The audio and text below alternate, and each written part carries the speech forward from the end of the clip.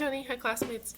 Module 4 here. I'm going to base this off of the refugee experience book that we have had to look at and give two examples of how this ecological module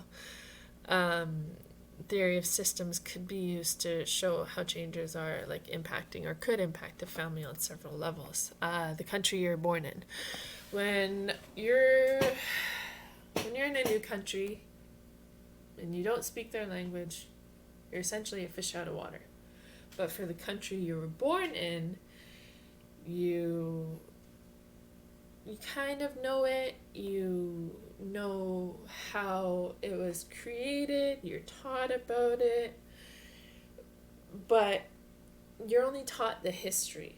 You're not taught how to essentially handle drastic changes to it. And unfortunately for Syria, a lot of those drastic changes started to happen in and around the time of 2011, specifically 9/11. The country that these kids were born in went on a huge, I want to say, 180 when that happened. I don't really know much about the life before Syria, or much about the life in Syria before 9/11, but what I do know is that I'm hearing nothing more than horrendous atrocities that occurred after that. Essentially, things really only go from good to bad.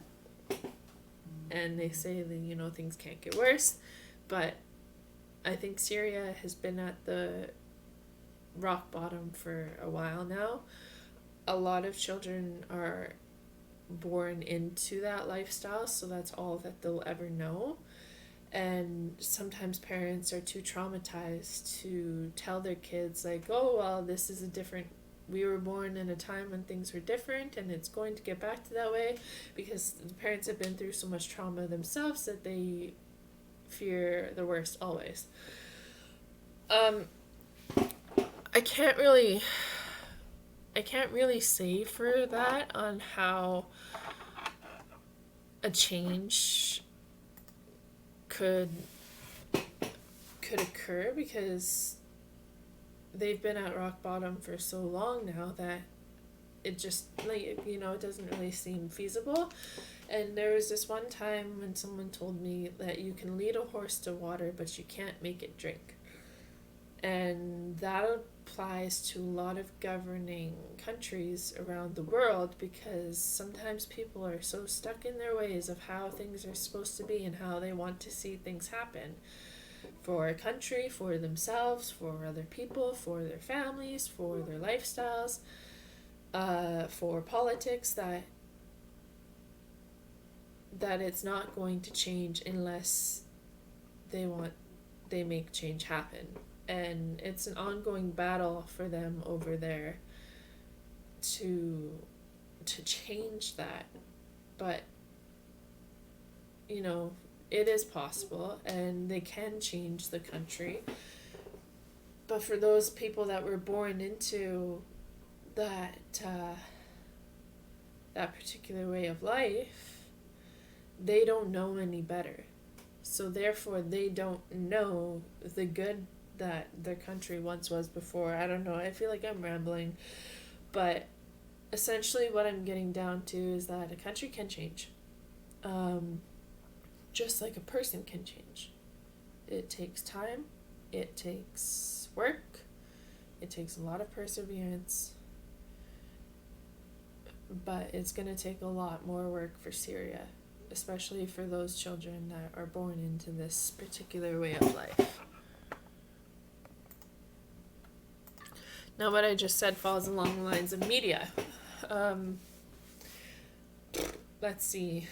I could go on to be a total conspiracy theorist here and say, oh, the media is lying to us and Syria isn't that bad. But when, like I said, there's another saying, when more than one person is telling the same story, you have to think that it's true.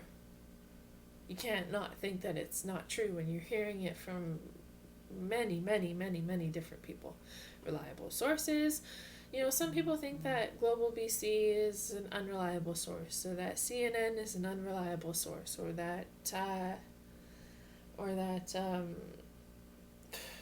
Vancouver News is an unreliable source because, you know, they're news and they don't believe in that stuff. And how else are we supposed to learn things?